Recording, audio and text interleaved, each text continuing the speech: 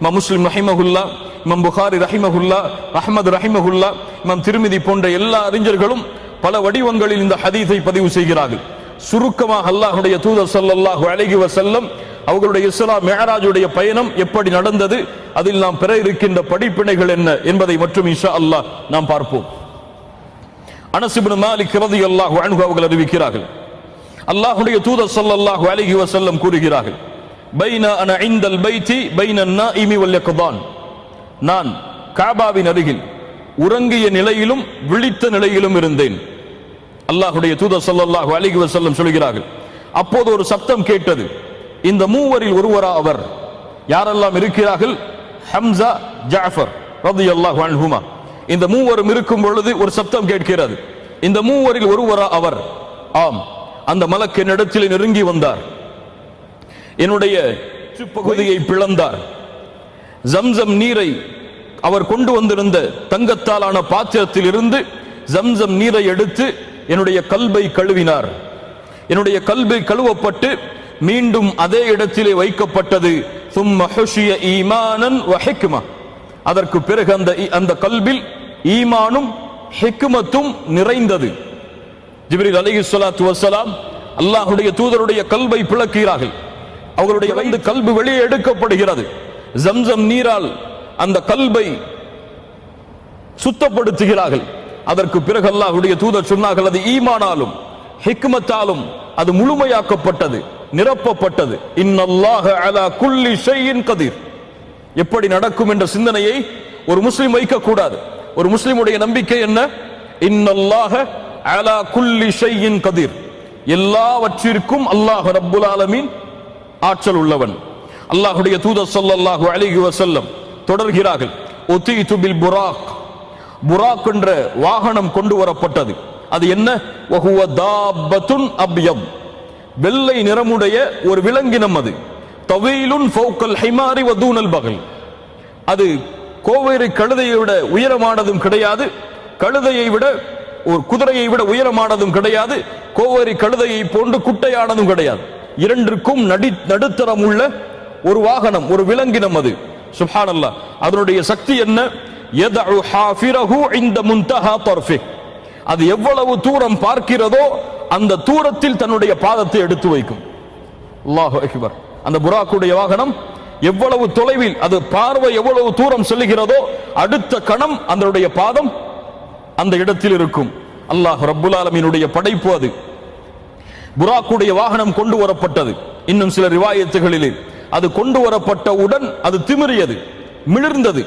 ஜிப்ரீல் அலைஹிஸ்ஸலாத்து வஸ்ஸலாம் சொன்னார்கள், அபி முஹம்மதின் தஃஅலு ஹாதா, இப்படியா முஹம்மது இடத்தில் நடந்து கொள்கிறாய் ஸல்லல்லாஹு அலைஹி வஸல்லம்?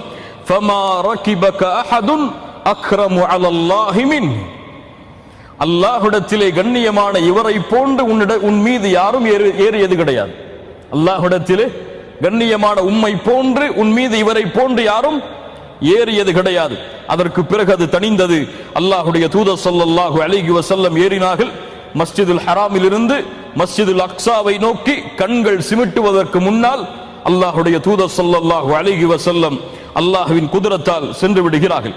அதற்கு பிறகு மஸ்ஜிதுல் அக்ஸாவிலே நுழைகிறார்கள். நுழைந்தவுடன் 2 ரக்அத் தொழுகை நடத்துகிறார்கள். யாருக்கு? இந்த உலகத்திலே அனுப்பப்பட்ட நபிமார்களுக்கு, இந்த உலகத்திலே அனுப்பப்பட்ட ரசூல்மார்களுக்கு. மஹாஃபிஸ் இப்னு கஸீர் ரஹிமஹுல்லாஹ் சொல்கிறார்கள், எல்லா நபிமார்களும் ஒன்று சேர்க்கப்பட்டார்கள், எல்லா ரசூல்மார்களும் ஒன்று சேர்க்கப்பட்டார்கள். அல்லாஹ்வுடைய தூதர் ஸல்லல்லாஹு அலைஹி வஸல்லம் இமாமாக தொழுகை நடத்தினார்கள். அதற்கு பிறகு வெளியே வந்தார்கள். வெளியே வந்தவுடன் ஜிப்ரீல் அலைஹிஸ்ஸலாத்து வஸ்ஸலாம் 2 பாத்திரங்களை கொண்டு வந்தார்கள். ஒரு பாத்திரத்தில் மது இருந்தது, இன்னொரு பாத்திரத்தில் பால் இருந்தது. அல்லாஹ்வுடைய தூதர் ஸல்லல்லாஹு அலைஹி வஸல்லம் ஃபக்தர்துல் லபன், எதை தேர்ந்தெடுத்தார்கள்? பாலை தேர்ந்தெடுத்தார்கள். ஜிப்ரீல் அலைஹிஸ்ஸலாத்து வஸ்ஸலாம் சொன்னார்கள், இக்தர்தல் ஃபித்ரா, நீங்கள் ஃபித்ரத்தை, இயற்கையை தேர்ந்தெடுத்து விட்டீர்கள் என்று. கண்ணியத்துக்குரியவர்களே, இதுவரை இஸ்ராவுடைய பயணம். இஸ்ரா என்றால் என்ன? மஸ்ஜிதுல் ஹராமில் இருந்து மஸ்ஜிதுல் அக்ஸா வரை. அதற்கு பிறகு மிஅராஜுடைய பயணம் ஆரம்பமாகிறது. ஃபஅரஜ பி இல ஸமாஇத் துன்யா, ஜிப்ரீல் அலைஹிஸ்ஸலாத்து வஸ்ஸலாம் புராக்குடைய வாகனத்தில் அல்லாஹ்வுடைய தூதரை ஏற்றி வானத்தை நோக்கி செல்கிறார்கள். பூமியுடைய முதல் வானம், கதவு தட்டப்படுகிறது. அந்த ஹாசின் காவலாளி கேட்கிறார், யார் நீங்கள்? மன்ஹாதா? சொன்னார்கள், ஜிப்ரீல். ஹாதா ஜிப்ரீல், நான் ஜிப்ரீல் அலைஹிஸ்ஸலாம். ஹல் மஅக அஹத்? உங்களோடு வேறு யாராவது இருக்கிறார்களா? ஆம், முஹம்மது ஸல்லல்லாஹு அலைஹி வஸல்லம் இருக்கிறார்கள். அவர் ரசூலாக அனுப்பப்பட்டவரா? அவர் அழைத்து வரும்படி கட்டளையிடப்பட்டதா? ஆம். அல்லாஹ்வுடைய அரசாட்சி, அல்லாஹ்வுடைய அரசாட்சி.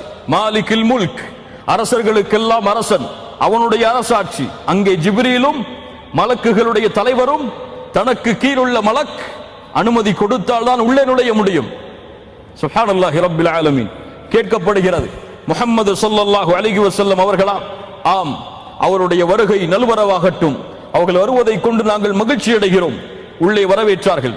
உள்ளே வந்தவுடன் ஒரு மனிதர் நின்று கொண்டிருந்தார் அந்த முதல் வானத்தில். அவருக்கு வலப்புறம்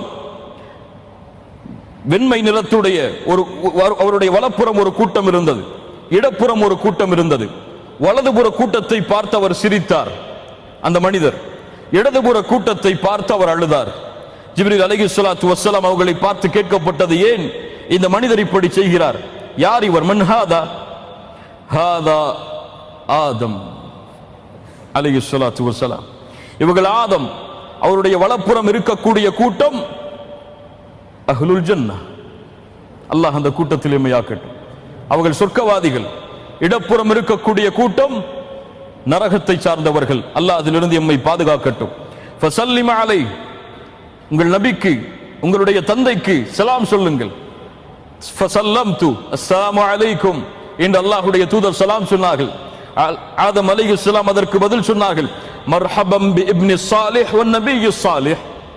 என் சாலிஹான மகனே, என் சாலிஹான நபியே, வாருங்கள், எவ்வளவு காலம் கடந்து விட்டது என்று அல்லாஹ்வுடைய தூதர் ஸல்லல்லாஹு அலைஹி வஸல்லம் அவர்களை ஆதம் அலைஹிஸ்ஸலாம் சந்திக்கிறார்கள்.